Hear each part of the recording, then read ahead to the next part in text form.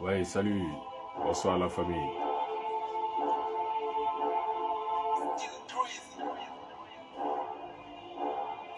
Mesdames et messieurs, méfiez-vous des politiques. Ils veulent vos cœurs, violent votre entendement et profanent vos esprits. Mais bon, positivement.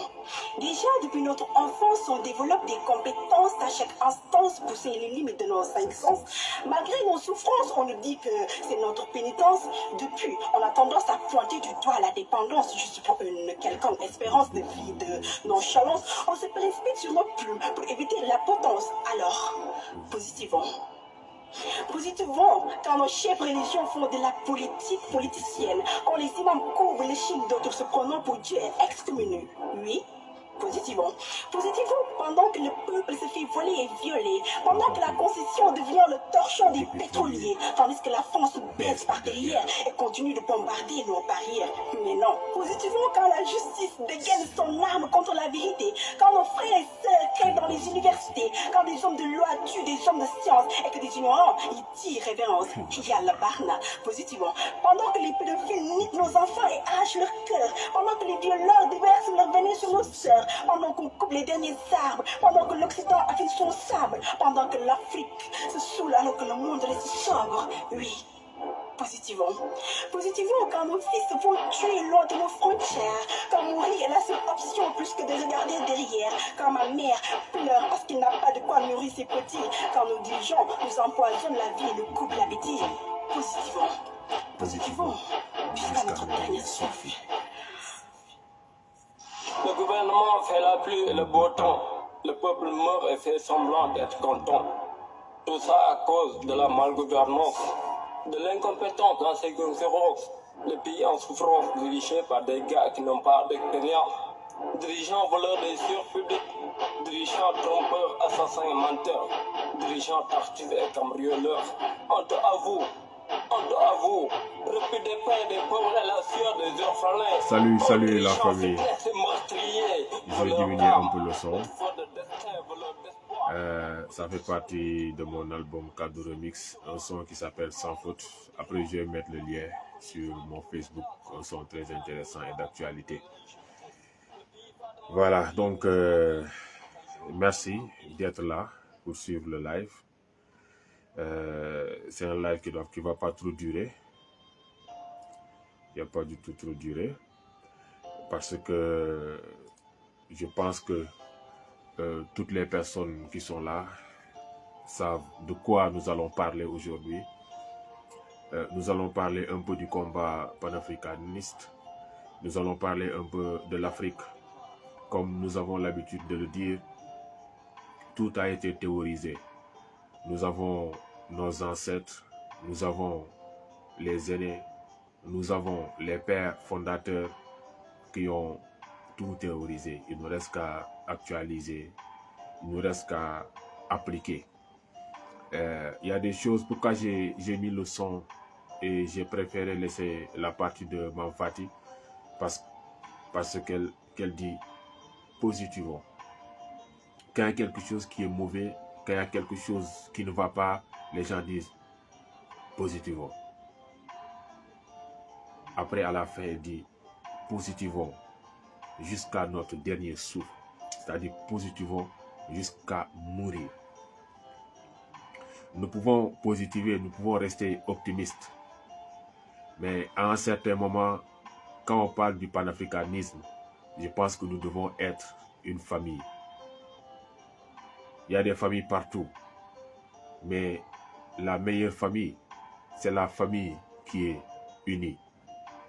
Je le rappelle tout le temps, ce que me dit mon père, Mamadou Diouf, dit Padre, 1 plus 1 égale 2, mais 1 plus 1 uni est supérieur à 2. Et ça, je pense que nous tous, nous pouvons le constater. Si dans la famille, il y a des personnes qui déroutent, c'est à la famille de les recadrer. Si dans la famille, il y a une personne qui est malade, c'est à la famille de soigner cette personne. Dans une famille, si une personne est dans le besoin, c'est à la famille de porter assistance à cette personne. C'est ce qu'on appelle une famille. mais pas dire positivement, laissons faire. Faut pas que les autres nous entendent. Faut pas que les gens pensent ceci. Faut pas que les gens pensent cela. Il y a quelque chose qui m'a très fait mal. J'ai vu sur la publication où je disais effectivement que Kémy Séba, qui se prend pour un Che Guevara et qui a même peur des cafards. Ça, c'était la deuxième publication. Les gens viennent dire non, il n'y a pas de problème, laisse tomber. Nous savons, mais un jour, tout ça sera éclairé. Donc, ces gens savent effectivement que ce que je suis en train de dire, c'est une vérité. Parce qu'aujourd'hui, je pense que seules les personnes qui sont naïfs peuvent être trompées par ces gens mal intentionnés, par ces opportunistes. Parce que ce n'est pas la peine de sortir de la Sorbonne, ce n'est pas la peine d'être un professeur, ce n'est pas la peine d'être un savant pour pouvoir connaître ça. Parce qu'aujourd'hui, même nos mamans qui sont au marché ne peuvent plus être flattées. Moi, il y a une maman qui m'a appelé après notre émission sur Walfadjri. Je tiens à partager ça avec vous. Elle me dit, j'ai écouté votre émission et mon fils, tout ce que vous dites, je suis 100% d'accord avec vous. Elle me dit, je suis une femme, je suis une maman, je suis sérieuse et mon travail c'est de laver les habits. Mais même si un jour on m'appelle pour laver des habits et que vous avez une manifestation, vous m'appelez, je vais venir participer. Parce que nous savons que la France est notre ennemi. Les souffrances que nous sommes en train de vivre proviennent de la France. Donc ça, ce n'est plus un débat. Ce n'est plus notre fer de lance de faire savoir aux gens que c'est la France qui est notre ennemi. Nous tous, nous le savons. Maintenant, il reste à passer à l'acte et puis essayer de combattre pour que nos différents pays retrouvent leur souveraineté, comme le Mali est en train de retrouver sa souveraineté. Je reviens toujours dans le cadre de la famille. Nous sommes en Afrique et il y a des réalités en Afrique. Ces réalités, la première, c'est une bonne éducation. Moi, je pense que tout ce que nous pouvons perdre en Afrique n'est pas grave. La seule chose que nous pouvons perdre et qui peut être grave, c'est notre culture, c'est notre éducation. Et j'ai l'habitude de dire, le meilleur héritage qu'un parent peut laisser à ses enfants, c'est une bonne éducation. Donc, tâchons d'éduquer nos enfants, les donner une très bonne éducation pour que demain, ces enfants puissent servir leur nation, pour que demain, ces enfants ne puissent pas être une honte pour leur communauté. C'est quelque chose de très important. De très important.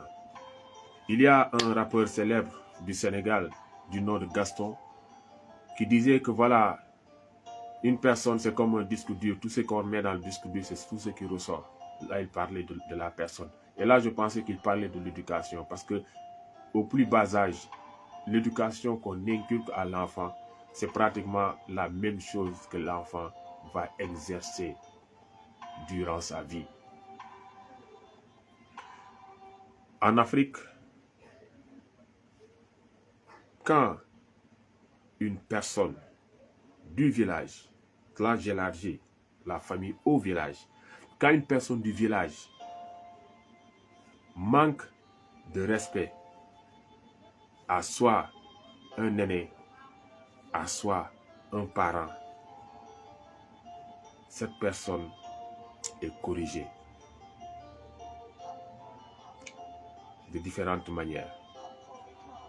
Il y a une manière qui consiste à amener la personne hors du village, c'est-à-dire en pleine brousse, avec plusieurs jeunes, pour que vous compreniez mieux. Je fais une scène. Nous sommes tous assis, réunis, et il y a un jeune parmi nous qui manque de respect à un aîné. On ne le corrige pas sur le champ. On se regarde et nous savons ce que nous avons à faire. Après, nous allons te demander de nous accompagner, ou bien quand on va aller en brousse, c'est là-bas qu'on va te bastonner. On va te cravacher avec les branches d'arbres. Tu vas crier, tu vas pleurer. Et quand on va revenir au village, personne ne saura ce qu'on t'a fait parce que nous n'allons pas en parler. Ça sera même un truc dans l'ordre du privé. Mais les anciens vont savoir ce qu'on est parti faire. C'est comme ça qu'on corrige. Il y a des aptitudes qu'un Africain ne doit pas avoir vis-à-vis de ses aînés. À un certain moment, Cheikh Anta Diop nous avait prévenu. Il nous disait qu'en Occident, si aujourd'hui, si hier, je parle d'hier, parce que quand il a écrit dans le livre Afrique noire précoloniale, voici le livre, voilà. Afrique noire précoloniale. Je ne vais pas retrouver la page, mais je vous mettrai l'extrait. Je l'ai déjà publié sur mon mur Facebook, Diouf Keman. Il nous dit le fait que les petits occidentaux ne respectent plus la vieillesse, c'est parce que à un certain moment, ils sont capables d'acquérir la connaissance à bas âge. Ils sont capables d'acquérir la richesse à bas âge. Et un jeune, pour qu'il puisse respecter un aîné, il faut que l'aîné soit plus sage que ce jeune. Il faut que l'aîné soit plus aisé que ce jeune, hormis l'âge. C'est pour cela que beaucoup de jeunes ont perdu effectivement cette partie en s'exprimant sans respect devant leurs aînés. C'est ce qui est arrivé à Kémy Séba. Parce que je crois que quand il était parti au Burkina pour une manifestation, notamment à l'université, il a été interpellé et il a même été incarcéré parce qu'il a tenu des propos déplacés vis-à-vis de son aîné, Roch Marc Christian Kaboré. Un aîné, même s'il est mauvais, reste toujours un aîné. On peut lui parler, on peut dire la vérité crue, mais pas insulter, parler de ses parties génitales. Et quand il l'a fait, je pense qu'il y a notre maître, Doumbé Fakoli, qui avait écrit un texte. Si vous permettez, je vais vous lire le texte. Et je pense que vous allez savoir que c'est quelqu'un qui a voulu aider Kémy Séba. Mais malheureusement, Kémy Séba n'a pas voulu être aidé. Il a pris ce conseil comme étant un dénigrement, comme certains d'entre vous sont en train aujourd'hui de le faire. Quand on dit la vérité sur un frère, vous dites que vous êtes en train de le dénigrer. Aujourd'hui même, on ne me traite plus de jaloux. Mais avant, on te traite de jaloux, on te traite de tous les noms d'oiseaux, parce que les gens sont incapables de se dire que ce qu'il est en train de dire, c'est une vérité et il le dit pour nous protéger. Toute personne qui va essayer d'user de la supercherie pour tromper mon peuple et que je puisse savoir au fond de moi que celui-là c'est un trompeur, ça sera un devoir pour moi de le dénoncer. Quitte à tout perdre. Quitte à tout perdre. Je l'ai fait, je le fais et je le referai. Parce que aucune de ces personnes dans le passé sur qui j'ai pointé le doigt en disant au peuple, méfiez-vous de ces personnes. Parce que ce qu'ils disent ne rime pas avec ce qu'ils sont en train de mener comme action. En ce moment, beaucoup d'entre eux étaient aveuglés par peut-être l'amour qu'ils avaient pour cette personne, par peut-être la vision qu'ils avaient pour cette personne et n'ont jamais voulu écouter. Mais 1 an après, 2 ans après, ils se sont aperçus que c'était la vérité.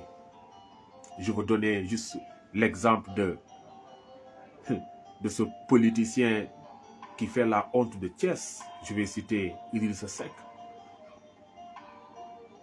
quand je disais que c'est quelqu'un qui n'est pas loyal. J'ai perdu des amis qui étaient autour de lui parce que c'était leur leader. Aujourd'hui, ses amis, je crois qu'ils ont même honte de parler de lui. C'est ça la vie. En fait, il ne faut pas voir l'intérêt personnel, il faut tout le temps voir l'intérêt général. Et c'est pour cela que le papa Doumbé Fakoli avait écrit ce texte pour le conseiller. Si vous permettez, je vais le lire vite fait. Et après, nous allons le commenter ensemble. Il commence par dire Otep à tous.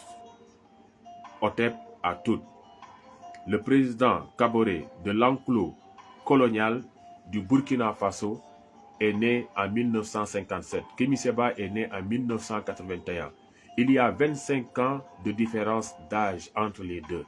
Le président Kaboré pourrait être son père, en tout cas son aîné de loin. Kémi Séba est indéfendable. Le son qui... Voilà. Kémi Séba est indéfendable en parlant de ses parties génitales.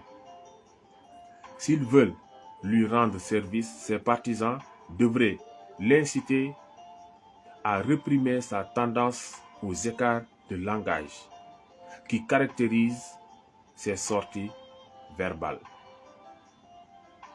Partout, sauf dans cet endroit enclos colonial du Bénin. Kémi Séba est vivement conseillé de s'informer. 1. Nicolas Agbo est le premier à dénoncer le complot du franc CFA. Entre guillemets, le franc CFA et l'euro contre l'Afrique. L'époque où Kémi Séba était en train de faire ses armes. 2. D'autres avant ce jeune ont risqué et continuent à risquer leur vie. 3. Quand on se prétend kamite et panafricaniste, on se doit de cultiver les vertus de cette apparence et de cette philosophie telle qu'enseignée par nos ancêtres. 3. Ce n'est pas parce que les locodermes qui ont perdu l'essentiel des valeurs morales de respect envers leurs parents et leurs aînés que nous pouvons, par mimétisme, sous prétexte de progrès, nous autoriser à faire comme eux. 5. Kémi Séba a été insolent en parlant de façon crue des parties génitales de Kaboré, président de l'enclos colonial du Burkina Faso. 5. 24 ans les séparent. Il pourrait être son père ou tout au moins son aîné de loin. Nulle part sur toute l'étendue de Kamita, un jeune, même un moins jeune, ne se permettrait une telle grossièreté. Il sait de quelques personnes de la foule témoigne s'empareraient de lui pour le corriger comme le veut notre tradition ancestrale. Il est impératif d'étudier le parcours de qui que ce soit avant de devenir son inconditionnel. 9. Si vous voulez son bien, il faut lui conseiller de contrôler son impulsion aux dérapages verbaux. 10. Marcus Garvey, ni Malcolm X, ni Cheikh Anta Diop n'ont jamais insulté nos ennemis. Ils ont développé des arguments imparables. C'est ce que cet homme impétueux doit apprendre à faire, au lieu d'une mauvaise stratégie de communication qui vise essentiellement à faire parler de lui, partout ailleurs, sauf dans l'autre enclos colonial, le Bénin, où il réside. Bonne lecture, vigilance et bonne réflexion. Moi, je suis dans cette optique pour l'aider à avoir le comportement africain. Parce que le comportement qu'il a, c'est le comportement français. Franco-béninois. On vient au franco-béninois. Donc, il a bel et bien raison de se proclamer, d'être aussi fier de dire partout je suis franco-béninois, franco-béninois. Si toi tu crois en Afrique, si tu sais que l'Afrique est le continent qui est le plus cher pour toi, mais qu'est-ce que tu as à faire de la France jusqu'à te glorifier? Je peux comprendre même à la limite que tu puisses utiliser le passeport français pour que ça facilite tes déplacements, ça c'est à la limite. Mais de là à te glorifier. Et l'autre aspect, c'était le 3. Effectivement, c'est pas parce que ces locodermes sont en train de dénigrer leurs aînés que tu as grandi là-bas, tu te crois être proche des locodermes, que tu dois faire la même chose. Nous, notre acte a pour objectif de maintenir nos valeurs.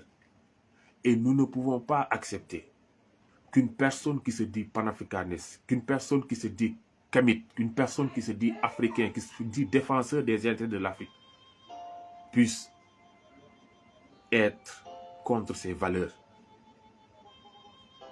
Maintenant, libre à chacun d'entre nous de donner le jugement. Parce que quand on se dit, oui, nous savons que c'est pas bien, mais puisque vous êtes ensemble dans le même combat, donc il ne faut pas en parler, laissons, peut-être qu'il va changer. On espère qu'il va changer, mais non.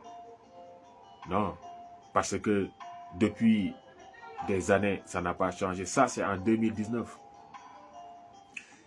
Au lieu de le prendre comme un conseil qui va l'améliorer, il l'a pris comme un affront. C'est pour ça que vous n'allez jamais l'entendre parler de notre maître Doumbouya Fakoli. Mais ça va lui enlever quoi? C'est ta grandeur qu'il veut, parce qu'il sait que tu es un fils de Kama et que tu as quelque chose que tu as offert à Kama. Te glorifier de faire des sacrifices, c'est quoi ça encore? C'est quoi ça encore? Je mets ma vie en danger, je fais la prison. C'est quoi ton projet? Tu veux peindre un Kémy Séba, quoi? Che Guevara, comme tu as eu à le dire. Attention, à un certain moment, nous ne te demandons même pas d'être humble, mais il faut mettre tes actions sur le poids de la balance pour voir.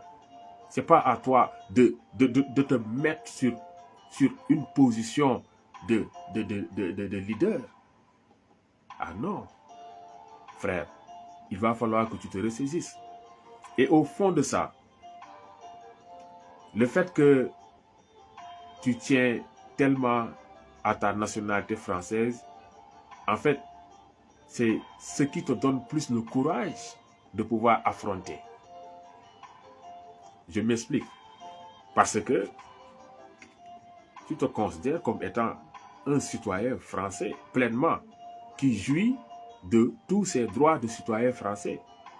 Donc, parallèlement à ça, tu sais que la France va te défendre, tu es sous la protection de la France.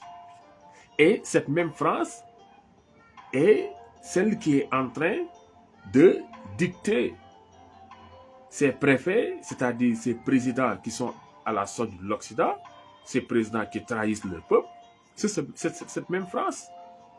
Donc, c'est-à-dire à un certain moment, ce que tu es en train de faire, mais tu n'aurais pas peut-être le courage de le faire si tu n'avais pas la nationalité française, en sachant que la France sera à tes côtés pour te protéger.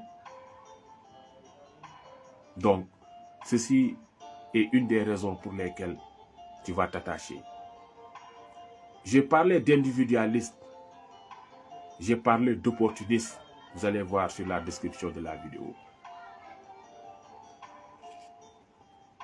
Kémy Séba est le dirigeant, le leader, le président de Urgence Panafricaniste.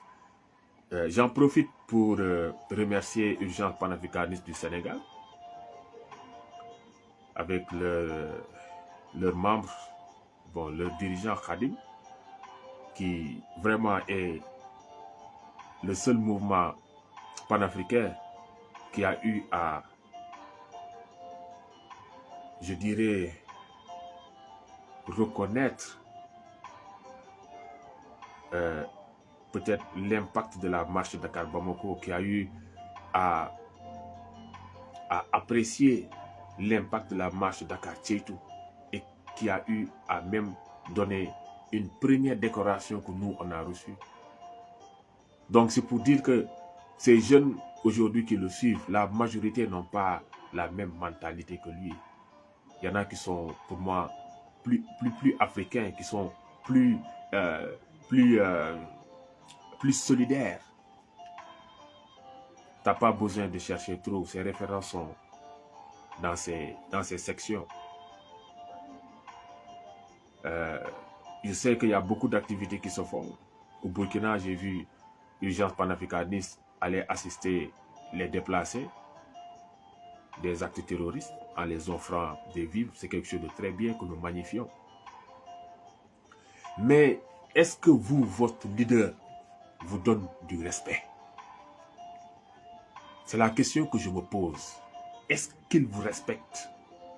Parce que je pense que si on respecte des gens avec qui nous sommes dans le même combat, il est impensable de les convoquer à une conférence de presse ou bien à une réunion et de les annoncer que le mouvement dans lequel vous adhérez, Urgence panafricaniste, au Bénin aujourd'hui est devenu parti politique. Donc Kémy Sébasse, ce n'est plus un activiste, c'est un politicien. Parce que je n'ai pas encore vu là où il est revenu sur ses propos pour dire que Urgence panafricaniste n'est plus un parti politique, du moins au Bénin. Mais c'est quel genre de mouvement? Ici, tu es parti politique, là-bas, tu es mouvement associatif, là-bas, tu es ONG. C'est quoi? Moi, je ne connais pas. On l'appelle comment ce mouvement? Donc, si tu es politicien, mais fais un truc de politicien. Va essayer de briguer un mandat au niveau du Bénin, puisque c'est là-bas que Urgence panafricaniste est un parti politique. Mais respecte les gens avec qui tu es. Je vais en venir un peu au Mali, qui fait aujourd'hui l'actualité. Nous tous, nous soutenons le peuple malien et nous disons que le Mali va vaincre. Le plus grand mouvement de revendication au Mali, nous tous, nous savons que c'est Yerewolo debout sur les remparts.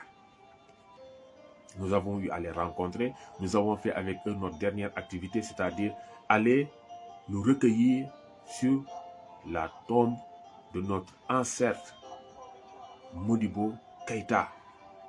Et là, je pense que cette parenthèse, nous tous nous savons que quand tu es parti te recueillir là-bas, tu as profané en mettant tes pieds sur sa tombe. Mais peut-être, je pense que c'est ton éducation. On ne t'a pas éduqué à respecter. C'est pour ça que, en fait, je ne t'en veux pas tellement, quoi. Parce que il y a des choses que toi-même, tu dois t'éduquer, en fait. Tu dois t'éduquer. Parce que pour moi, l'éducation que tu as reçue, c'est cette éducation qui te suit. C'est pour ça que tu n'as pas le respect pour tes anciens, tu n'as pas le respect pour les tombeaux, tu n'as pas de respect pour des trucs. Même les journalistes, des fois, tu n'as pas de respect pour eux. J'ai vu que quand on t'a fait ton interview, le gars s'est trompé en disant Semi Keba. Et puis, tu dis non, si c'est Semi Keba, c'est pas possible, mais Kémy Sébasse, oui. Ça, c'est un lapsus, il n'y a pas de souci. Il faut être tolérant. Donc, en revenant à tes collaborateurs, mais tu as des représentants au Mali. Il y a Urgence panafricaniste Mali. Combien de fois tu t'es affiché avec le représentant de Urgence panafricaniste au Mali, au moins pour leur donner plus de crédibilité? Moi, je ne l'ai jamais vu. Mais puisque, en fait, tu cherches à briller plus que les autres, tu cherches à être vu plus que les autres, c'est pour ça que tu es venu te coller à Yerewolo. Parce que tu sais que Yerewolo est le plus grand mouvement du Mali. Et tu oublies tes collaborateurs. Et au contraire, tu devais aider tes collaborateurs à briller autant que toi, ou à briller autant que Yerewolo au niveau du Mali. Mais tu ne le fais pas. Tu ne le fais pas parce que tu es un individualiste.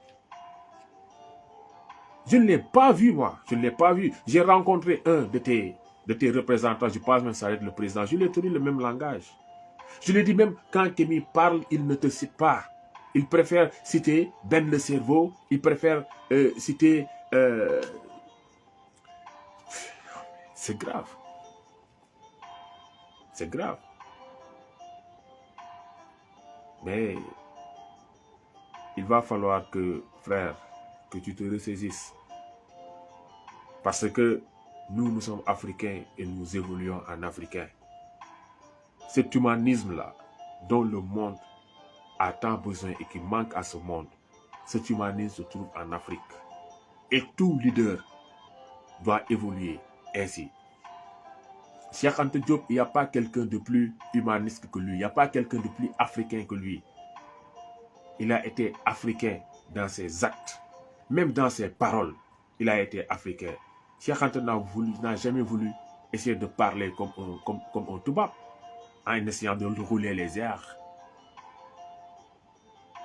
ou en essayant de singer le toubab. Pourtant, il a fait 15 ans en France. Dans ses vidéos, quand il dit voix, mais il dit wa, vous voyez. C'est typiquement sénégalais. C'est de ça dont nous rêvons. Mais pas des gens qui veulent briller plus que les autres, se prendre pour des stars. Nous sommes des serviteurs. Nous sommes des serviteurs. Il va falloir qu'à un certain moment, que les gens puissent le savoir. Quand nous parlons ainsi à des frères de lutte, c'est parce que nous les aimons et que nous voulons qu'ils soient meilleurs. Mais ce n'est pas en laissant une personne persister dans l'erreur que vous l'aidez. Et je sais que ton entourage est en train de te laisser persister dans cette erreur. Nous espérons que tu vas te ressaisir. Il n'est pas tard, mais il est grand temps. Oui. Et pour dire, en fait, ce manque de respect dont tu as fait acte au Burkina Faso en 2019, 3 ans après, en 2022, tu fais encore la même chose avec le maître Kalala Omotoundé. On vous invite dans un plateau, vous deux. Si on te donne la parole, la première chose à faire, c'est de le saluer, de lui montrer que tu le respectes, de lui présenter les honneurs. C'est comme ça que nous faisons en Afrique, en bon africain. Mais bon, ouais, j'oublie que tu es français, quoi. Bon, du moins, franco-béninois. Tu tiens tellement à ça, tu es franco-béninois. Mais j'espère que tu vas changer pour l'intérêt de l'Afrique. Kalala Omotoundé, ce n'est pas ton copain, ce n'est pas ton ami, c'est ton aîné. Hein? C'est ton aîné. Ce sont des choses qu'il ne va pas perpétuer. Le changement est bien possible, mais il va falloir que ça commence par nous d'abord. Nous pouvons perdre notre or, perdre notre pétrole, mais ne perdons pas notre dignité, ne perdons pas notre culture, ne perdons pas nos valeurs, parce que ce sont des choses que nous ne pourrons jamais racheter et que nous devons le préserver pour cette génération à venir, pour cette génération future. Tellement que tu communiques cette perte de valeur que même ton entourage fait l'écho de tes dires. Je vais donner pour exemple le frère Vassaro Silla de Yerewolo qui est venu sur mon poste essayant de vouloir rabaisser la femme de Cheikh Anta Diop, notre maman Louis Maïs, en disant que Cheikh Anta Diop s'est marié à une Babtou. C'est quoi ces paroles? Est-ce que toi, tu vas aller manquer de respect à la femme de notre ancêtre Modibo Keïta en disant c'est une Renoir? Il faut parler avec respect. Cette femme, si aujourd'hui Bassoro a a osé parler comme ça de cette femme, c'est parce que c'est Kémy Séba qui a ouvert cette porte en disant que ce qu'il a à reprocher, il a beaucoup de choses à reprocher à Cheikh Anta, et parmi ces choses, le fait qu'il soit marié à une blanche. Regardez-moi ces bêtises. Nous ne sommes pas racistes. Cheikh Anta Diop n'est pas raciste. Et ça, c'est la preuve pour dire que Cheikh Anta n'est pas un raciste. Il n'a pas voulu démontrer une suprématie d'une race. Il a dit qu'il y a une seule race, la race humaine. Les locodèmes dont nous parlons aujourd'hui, ils viennent de nous. Nous sommes la mère de l'humanité. Nous venons de la même souche. Peut-être qu'ils ont eu à se déteindre, ils ont eu à perdre leur valeur, ils ont eu à perdre leur teint noir et devenir des locodèmes, mais ils viennent de nous. Il y a une seule race. C'est quoi cette façon Et puis cette maman, la femme de Cheikh Anta, ce qu'elle a fait dans ce combat, mais il y a beaucoup de femmes qui ne l'ont pas fait pour l'Afrique. Elle a accepté suivre son mari au Sénégal une semaine après que son mari ait présenté sa thèse. Une Française qui pouvait rester là-bas, bénéficier de faveurs. Elle a suivi son mari en Afrique. Quand son mari était dans des problèmes, quand son mari était combattu par Senghor, quand son mari percevait un salaire de moins de 60 000, 55 000 francs par mois, elle est restée pour soutenir. Oui, je suis avec toi, Cheikh Anta. C'est de cette femme dont tu parles aujourd'hui? Non, il faut arrêter ces genres de trucs-là, quoi. Franchement, c'est pas du respect. C'est pas du tout du respect. Non. Bon, je crois que je vais essayer de lire quelques commentaires si...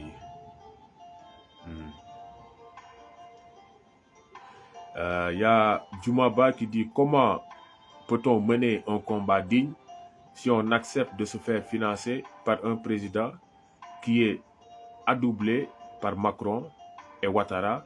Il doit changer de stratégie. Bon, je sais que Kémy Séba, on l'a accusé d'être financé par l'Iran, quelque chose qu'il n'a pas démenti. Je n'ai pas vu où il a démenti. S'il y en a, que les gens me mettent ça en commentaire. Ça, c'est Djoumaba. Il y a Jules Marcelin Ngan qui a été mis en valeur par Kémy Séba. Bonne question. Je ne sais pas s'il y a des gens qui veulent rentrer dans le live. Je pense qu'il n'y en a pas. Ça, c'est le frère Marcelin Ngan. Diagaraf, merci, bro. Je vais lire un peu parce que les gens qui mettent les commentaires font partie du live aussi, franchement. Merci Ogo Diop, merci Tiandela Birama, merci Rihanna Chou, Sidibe Abdoulaye, merci. Jules, merci Jules Diakhaté. Le contraire, il a confirmé. Bon, on parle de financement. Bon, j'allais arrêter le live, mais avec les commentaires, je pense que il y a d'autres choses à éclaircir. Moi, j'ai rencontré Kémy Séba en 2014. Que je l'ai rencontré par l'intermédiaire d'une amie qui s'appelle Nina Pendefey, qui animait avec elle l'émission sur 2STV. Comme beaucoup de jeunes, des gens qui le suivent, nous avons été appâtés par le discours qu'il tenait, africaniste, non à la France, retrouver sa souveraineté, oui, parce que quand on aime Cheikh Anta, quand on aime Thomas Sankara et qu'on voit un jeune qui tient ce discours révolutionnaire, on dit mais on est ensemble, frère. La sister m'a donné son numéro, je l'ai appelé, on s'est fixé rendez-vous, on s'est vu à la boulangerie jaune, on a partagé un peu ensemble, on a discuté. Je lui ai fait savoir que moi, en 2014, ça faisait 2 ans que j'ai quitté le mouvement Yanama. Là, il a commencé à me parler du mouvement Yanama, ce sont des gens ceci. Je dis mais moi ça ne m'intéresse pas.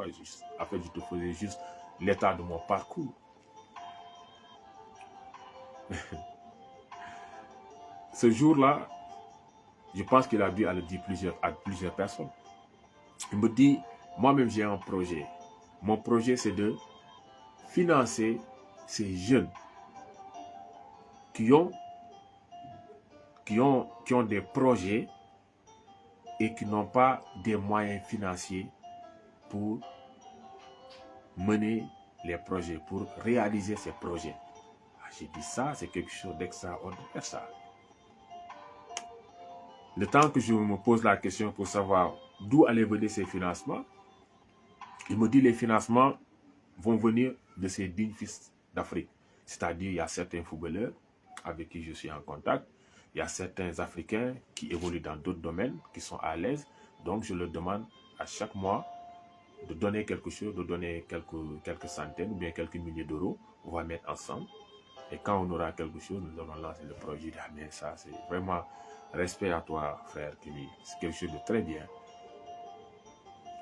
Mais ce qui a fait que je n'ai pas cherché à le revoir, quand je lui ai dit que vraiment, moi, je fais quelques trucs de montage vidéo, des trucs de ce genre, que ça fait partie de mes aptitudes, hormis que je suis ouvrier, je suis chaudronnier tuyauteur, je suis chalumiste aussi, je suis un ouvrier, mais je fais de la vidéo, je suis DJ aussi.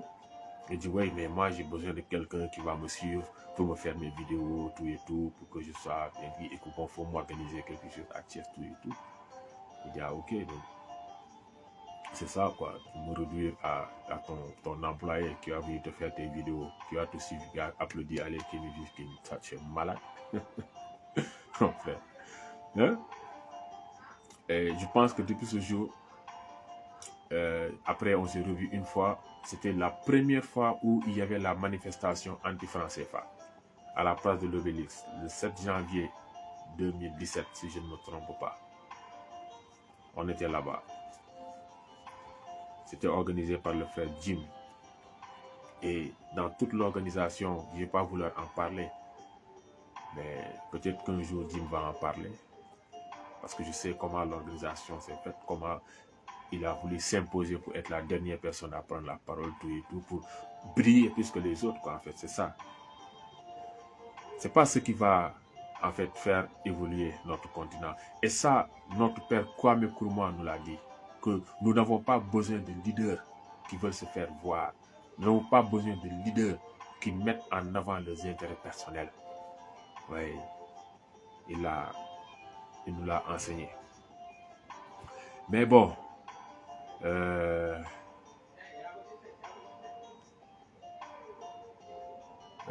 Mamadou Ba Diouf, lac français bi pro français. Non, Mamadou Ba, je parle français parce que en fait, je m'adresse à tous les frères, à tous les frères et à tous les sœurs africaines, quoi. C'est pour ça que j'utilise la langue du colon, pour que le message passe plus un peu partout en Afrique. Voilà, en attendant qu'on puisse créer des algorithmes qui vont traduire ce qu'on est en train de dire en live en même temps. Merci pour la remarque. Merci pour la remarque. Donc, les frères, moi je pense que c'était ça. Hein? On va se séparer. Et nous restons toujours dans le combat. Nous allons continuer à combattre. Et nous disons vive l'unité africaine. Et l'unité africaine doit commencer par l'unité au sein des dirigeants. Mais cette unité ne se fera jamais si certains des dirigeants ont pour objectif de vouloir briller plus que les autres, vouloir briller plus que même ceux que tu représentes. Non, ça ne se fera pas. Il y a certains détails dans lesquels je ne vais pas rentrer. Je ne vais pas rentrer. Je salue tout le monde. Et je pense qu'on se donnera rendez-vous très bientôt. Donc je ferai les publications par rapport à certains propos que j'ai eu à tenir. Peut-être que ça sera difficile pour vous de les retrouver, mais je ferai des publications. Donc j'en profite pour annoncer la sortie de mon prochain single qui s'appelle Samay Man. C'est DJ Keman featuring Cheikh Anta Diop. La sortie c'est pour le 1er juin 2022. Respect à vous. Peut-être pas.